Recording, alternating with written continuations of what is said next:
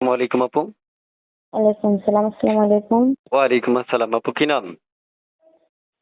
কি ভাইয়া? কেন আসছেন এই ভিডিওর সামনে শুনতে চাই। একটা ভালো মনের মানুষের জন্য। আপু কি মিষ্টি টিষ্টি খান নাকি? জি না, মিষ্টি খাবো কেন?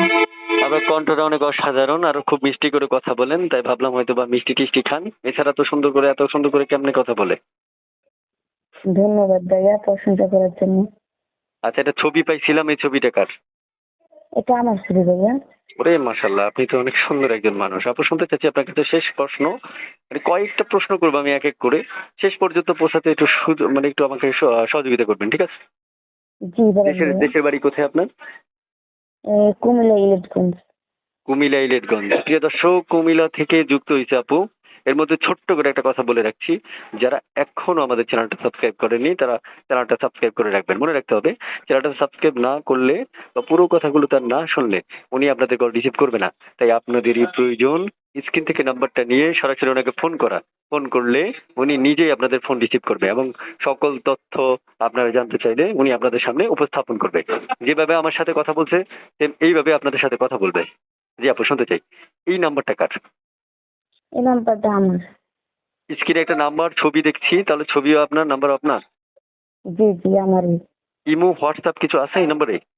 জি না ভাইয়া। কিছু নেই। জি না জি না। প্রিয় দর্শক, আমি এক এক করে অনেকগুলো তথ্য আপনাদের জন্য উপস্থাপন করলাম, তবে দুঃখজনক ব্যাপার হচ্ছে আপনাদের মন মতো আসলে অনেক তথ্য এখনো হয়নি। কেন হবে আমি তো জানি না আপনার মনে কি প্রশ্ন যাচ্ছে। তাই আপনাদের প্রয়োজন, আপনার মনে যদি স্পেশাল কোনো প্রশ্ন জেগেই থাকে তাহলে ওনাকে সরাসরি কল করে আপনি জেনে নেওয়া, এবং অবশ্যই ওনাকে চিনতে যদি আপনার অনেক বাকি থাকে তাহলে সেটা অবশ্যই আপনি পার্সোনালি তার সাথে কথা বলে জেনে নিতে পারেন বা চিনে নিতে পারেন। তারপর শুনতে চাই, এই যে আপনার মনে মানুষ চাইতে আসছেন, কেমন বয়সী, মানে কেমন চাচ্ছেন আপনার জন্য? যে কোনো বয়সের হলে হবে, ভালো হলে হবে, মনের সাথে মন মিলে, তাহলে বয়স দিয়ে কি হবে? বুঝতে পারছি, মানে আপনার কথা হচ্ছে বয়সটা কোনো ম্যাটার না। জি না। আচ্ছা প্রিয় দর্শক, তাহলে আসলে মনের বয়সটা কোনো সাথে ম্যাটার মন না। মিললেই হবে। বলুন বলুন, আবার বলুন। বলছি মনের সাথে মন মিললেই হবে, বয়সটা কোনো ম্যাটার না। আগে বিয়ে বিয়ে শাদী হয়েছিল? জি না ভাইয়া। বিয়ে শাদী হয়েছে, যদি হইতো তাহলে তার নিজের সামনে যেতাম না। না, আমার কাছে তো আবার ৮ বাচ্চার মাও আসে প্রতিবেদনে, কারণ তারা বিয়েতেই এটা বলে দেয়। এই জন্য আপনাকে প্রশ্নটা করলাম, আর কথা শুনলে মনে হয় না আপনার বিয়ে হয়েছে। এই জন্য তারপরে একটু জিজ্ঞেস করে নিলাম, দর্শক তো জানতে চাইবে তার জন্য। তারপর শুনতে চাচ্ছি, এই যে আপনার এত কথা বললেন, এখন দর্শকদের উদ্দেশ্যে স্পেশালি কিছু বলার আছে কিনা? দর্শকদের উদ্দেশ্যে কিছু বলার আছে আপনার?